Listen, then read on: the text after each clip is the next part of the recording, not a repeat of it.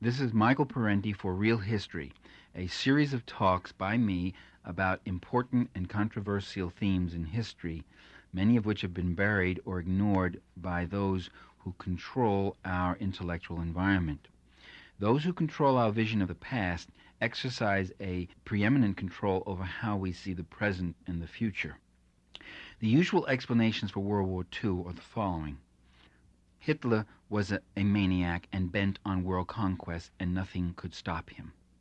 Second, the West tried to avoid war by appeasing him. Third, the Soviet Union entered into an unholy alliance with Hitler in the Hitler-Stalin Pact and collaborated and made possible for him to have his successes. I want to show that all three of these statements are misleading and in some respects downright false in their implications. Let's begin with the first one. Hitler could have been stopped. He was not unstoppable, and there were powerful forces in the German army itself that were ready to stop him. In 1935, Hitler unilaterally scrapped the Versailles Peace Treaty that limited Germany to 7 divisions. He began a major mobilization of 21 divisions. He then told his generals he was going to move toward 36 divisions. His generals were stunned. 7 divisions was woefully inadequate, but this was a mobilization for another total war in Europe. In 1937, Hitler told his general staff that indeed he planned war against France, Poland, and Russia, and it would come sometimes within the next 6 years. In fact, it came within 2 years. Again, Hitler's generals were absolutely flabbergasted about this and really concerned. Another war, a total war against all of Europe, was one that would bring the inevitable defeat and destruction of Germany. Well, what happened was a concerted conspiracy was begun by the German General Staff to kill Hitler and remove the Nazis from power. The Wehrmacht, the German army, would surround and move against the Nazi SS divisions. Key commanders would move their divisions in place and take over the Nazi elite forces. A special commando unit would be set up to storm Hitler's headquarters and kill him. The generals did not see how Germany could fight 2 million French, the entire Polish army, and the small but powerful Czechoslovakian army, not to mention the British, who would be joining in inevitably. To save Germany, they decided to move against Hitler, but they got no cooperation from the West. In 1936, Hitler violated the Versailles Peace Treaty by remilitarizing the Rhineland. England and France did nothing to stop him. Hitler said England and France would do nothing to stop. His generals said it was too risky to move into the Rhineland. England and France proved Hitler right. In 1938, the generals were about to strike. Much of the German general staff was involved. They hated Adolf Hitler. They hated the way the Nazis had treated the German military staff. And I counted about 60 or so senior officers who were eventually executed by the Nazis or arrested or died one way or the other when these plans were eventually exposed.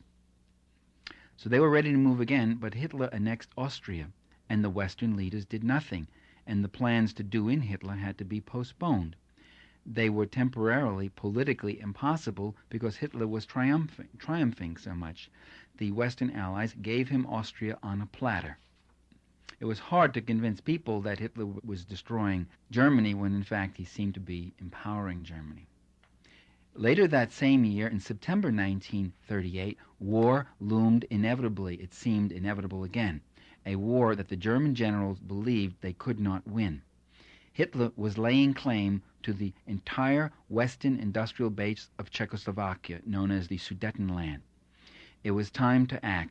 To destroy Hitler or Germany would be destroyed, was the thinking among the German general staff. And by the way, not just with the German military, but with other elements in the Abwehr, which was the German secret intelligence, not the Nazi Gestapo, not the Nazi party, but the government group, and a number of other groups. They were people who felt that Hitler had to be stopped. They were themselves all pretty much conservatives, by the way.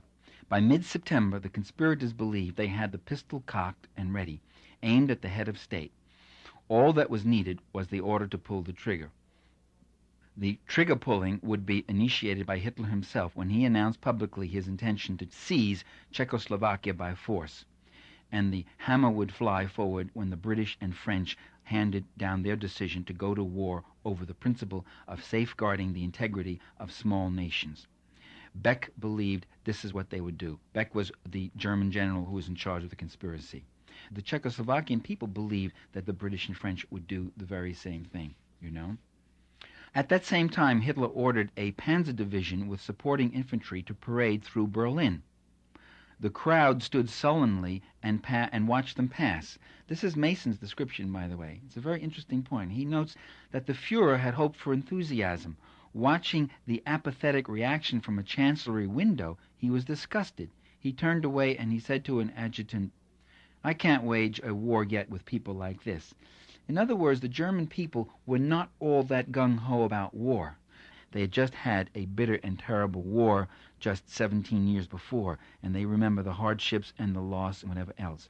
So Hitler did not have mass support for war, much outside his party. Well, the German generals were ready to move against Hitler if he struck against Czechoslovakia and led to an impossible war. But once again, British Prime Minister Chamberlain came to Hitler's rescue. The Czechs were ready to fight. The Soviet Union was ready to fight and said it would join Czechoslovakia in the war against Hitler. The Soviet Union made repeated overtures to Great Britain and France and Poland and Czechoslovakia for a joint military pact, security pact against Hitler, that if he attacked any one of them, he would be attacked by all of them.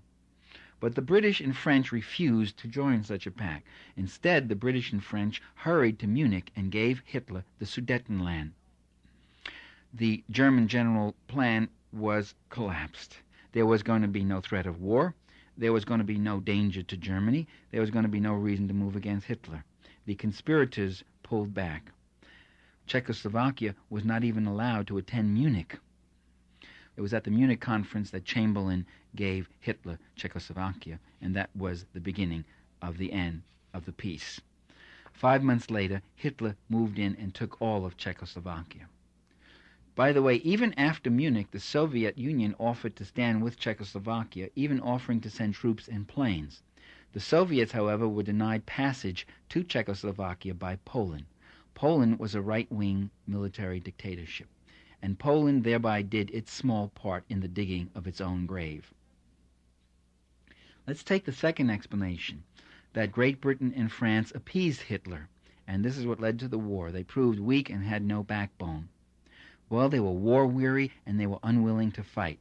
They were willing to take peace at any price. That's really not quite true. They had been war-weary after World War I, and yet they proved themselves very willing to fight. Right after World War I, British and French and 12 other nations sent expeditionary forces to invade and fight in Soviet Russia, as it was still called then, to overthrow the Russian Revolution. So they were quite ready to fight if it was to fight communists. They were not ready to fight the fascists. They were reluctant to confront Germany even when it was weak and could have been stopped in 1935 when it had only about 7 or 10 divisions. They had wind that the German generals were wavering. They had wind that there was a very serious conspiracy afoot. The British intelligence heard from the Abwehr, the German secret service, secret intelligence. The Abwehr tried to feed London secret information on the Nazi buildup. Chamberlain was not interested. Chamberlain failed to respond to all overtures from the anti-Nazi Germans, even high-placed ones who commanded divisions of troops, even conservative ones.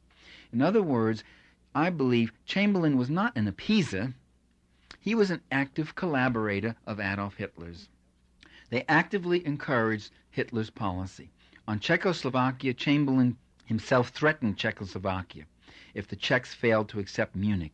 He threatened to freeze their assets. He would deny them all materials if they decided to stand up alone against Germany. And he handed over all Czech assets in England to Adolf Hitler when Hitler took over all of Czechoslovakia. He engaged in the active participation and dismemberment of Czechoslovakia and handed it over to the Nazis on a platter. Chamberlain saw Hitler and Nazism as a bulwark against communism in Germany, and he saw Nazi Germany as a bulwark against communism in Europe. With a few exceptions like Winston Churchill, Western leaders were more concerned with the Bolshevik specter than with the fascist reality. They were uneasy about Hitler's emergent power, but they didn't look upon fascism with the same loathing and fear that they did communism. Unlike the communists, the fascists were not a threat to private enterprise. If anything, the fascists had crushed socialist organizations in Germany and Italy and had made these countries safer for private capital. Now, to be sure, Chamberlain and his associates were eager to avoid war. They didn't want war. But much of that eagerness arose not from some kind of pacifism, some commitment to peace, or peace at any price, but from a willingness to strike the kind of bargain with a Nazi leader that they would never dream of entering into with the Soviets. The British historian Geoffrey Barakoff argued, quote, Hitler's successes in foreign policy would do less to German rearmament, the deficiencies and limitations of which were known to competent military circles, than to the tacit alliance of powerful reactionary elements in England and France, which, although loath to see a reassertion of German equality, was still more unwilling to check it by military alliance with Soviet Russia, or to run the risk of social revolution in Germany as a result of Hitler's fall. In other words, I'm not saying that Chamberlain necessarily loved Hitler, although there were plenty of leaders in the West who did. There was all sorts of people in America. Henry Ford was an open Nazi admirer, and a number of other American plutocrats, and a number of people in England also. But Chamberlain's feeling was, if I had to choose between Nazism and Hitler, or the risk, even the risk of Soviet influence in Germany, then we will take Nazism. They could much better live with the reality, the horrible reality of fascism, than with the future imagined risk of socialism. Western leaders had never really quite reconciled themselves to the existence of a socialist Russia, and they, at the same time, they did fear Germany's growing strength. So their strategy was to turn Hitler's aggression against the USSR. So it wasn't appeasement. Chamberlain went to Munich because he had a plan, and that plan was to give Hitler what he wanted and then send Hitler east to attack Bolshevik Russia. After all, Chamberlain and his party had just attacked Bolshevik Russia. Let's see, we're talking 1939. They had just been there just 18 years before, 1921, invading Russia and trying to stop the revolution. By the way, this was not an altogether unrealistic plan. Given the rabid anti-communism and anti-Sovietism professed by the Nazi leaders, they were quite ready, and they talked about moving east, you know. The commander-in-chief of the French armed forces, General Gamelin, wrote in his memoirs that one of the aims of the Anglo-French alliance was to bring about a clash between German and Soviet interests. Harry Truman had made that famous statement. We ought to let Hitler and Stalin fight each other until they totally exhaust each other and bleed each other white. Now, in Asia, the United States and Great Britain has had something of the same plan. They did very little to deter Japanese aggressions in Manchuria and China. And here, too, the anticipation was that the Japanese might move against the Soviet Union. And so they were willing to give them a free hand, just as they were willing to give Hitler a free hand in Central Europe, in Austria and Czechoslovakia. And by the way, this is exactly what happened. In 1938, the Japanese militarists entered an alliance with Germany and Italy. It was called the Anti-Comintern Pact. The Comintern was the Communist International, made up of an international association of communist parties, which were heavily under the influence and hegemony of the Soviet Communist Party. The Anti-Comintern Pact, an alliance of three fascist nations, Japan, Germany, and Italy, and they vowed a joint struggle against world communism. The Japanese then attacked the Soviet Union that same year near the Outer Mongolia area, leading to a full-scale war that ended with Japan's suffering 18,000 casualties and military defeat. During all this time, by the way, American corporations continued to expand their investments in German heavy industry, including arms productions. I'm talking about corporations like Ford Motor Company and General Motors. Now let's move to the third proposition, that the Hitler-Stalin Pact, or the Nazi-Soviet Pact, the most talked about treaty in history. By the way, it's still regularly referred to in the U.S. media at every opportunity.